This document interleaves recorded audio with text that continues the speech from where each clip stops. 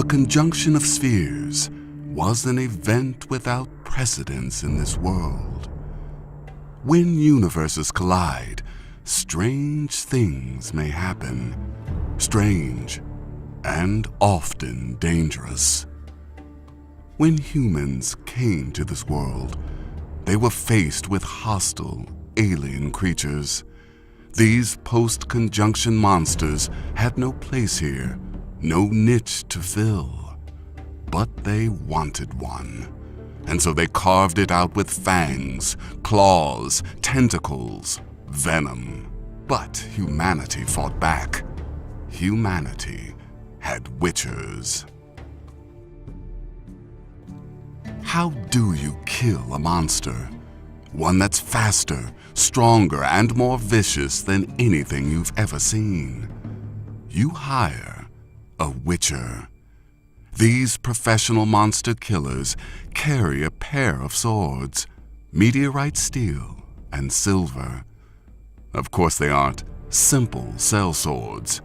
They use their weapons the way a painter uses a brush, with precision and efficiency. They have to, for their prey is nothing less than the most dangerous creatures known to man.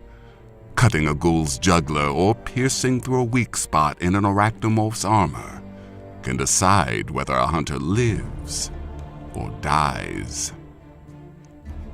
That knowledge is what makes a witcher different from common sellswords. But memorizing entire treatises on monster physiology is just a part of their training. It also includes ruthless conditioning, the secrets of herbalism and alchemy, and even mastering basic magic. Signs. They are mere toys for mages, but for a witcher, they are an invaluable tool. Still, this knowledge is not unique to the witchers, and their signs pale in comparison with the might of a true sorcerer. What sets a witcher apart is the simple fact that he is a mutant. Witchers were created by renegade mages to fight the monsters that emerged through the conjunction.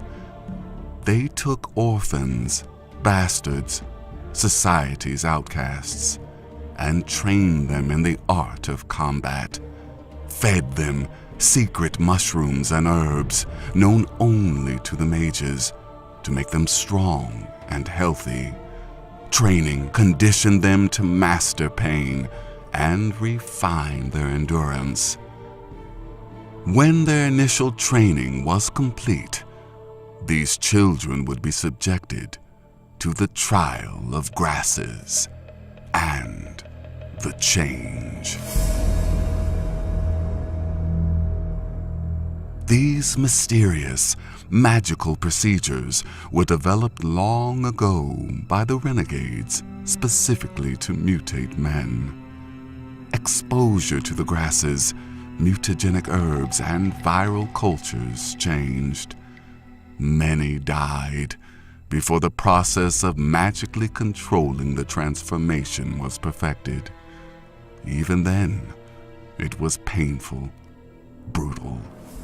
The elixirs fundamentally changed their physiology, made them something more and something less than human. Those who responded to the mutations well underwent further experiments.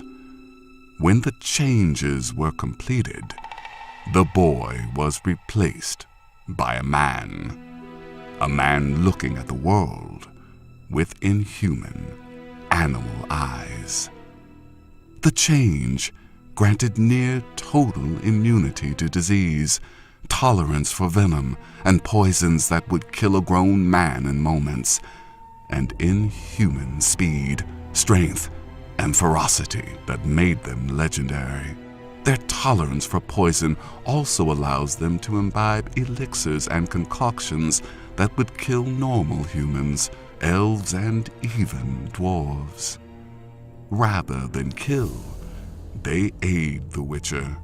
They make him even faster, stronger, able to see in the dark, and regenerate wounds rapidly, neutralize venom that would knock a Witcher out otherwise. Without them, a Witcher is a powerful foe. With them, he is unstoppable. Why are Witchers so rare then? It is important to remember that their invaluable services never really brought them a place in society. Witchers were unnatural creatures, artificially created mutants designed for killing abominations. Like their prey, they had no real place in the world. The itinerant warriors lived to kill, giving rise to myths, legends, and terrible rumors. A century ago, these rumors coalesced into an anonymous pamphlet containing a long-winded, hateful rant against the Witchers. The false, bigoted image of a Witcher as a violent, lecherous sadist spread like wildfire through the kingdoms. Man fears the unknown and incomprehensible, and to the average peasant, the monster hunters were both. That led to the massacre. A mob, drunken with rage and hatred, stormed the largest fortress of the Witchers, Kaer Morhen. It held the only laboratory where the trial and change could be performed. The Witchers didn't expect the mob to have mages supporting them. By the time the walls were breached, it was too late. The mob slaughtered everyone, mage, Witcher, trainee. At the end of the day, the old sea keep was looted, its inhabitants slain by the very people they fought to protect. With the death of the Witcher elders and mages, the secrets of the Trial of Grasses were lost. The sole survivor of the massacre, fencing master Vesemir, knew little about the process. Others knew nothing. The long death of the Witchers began that day. The hunters continue to travel the world. Their mutations slow down aging, allowing them to live centuries. Yet with each year there are fewer and fewer Witchers, killed off by monsters and circumstances. If you meet one, you meet a grizzled relic with decades of experience, continuing his thankless duty in a world that no longer needs him.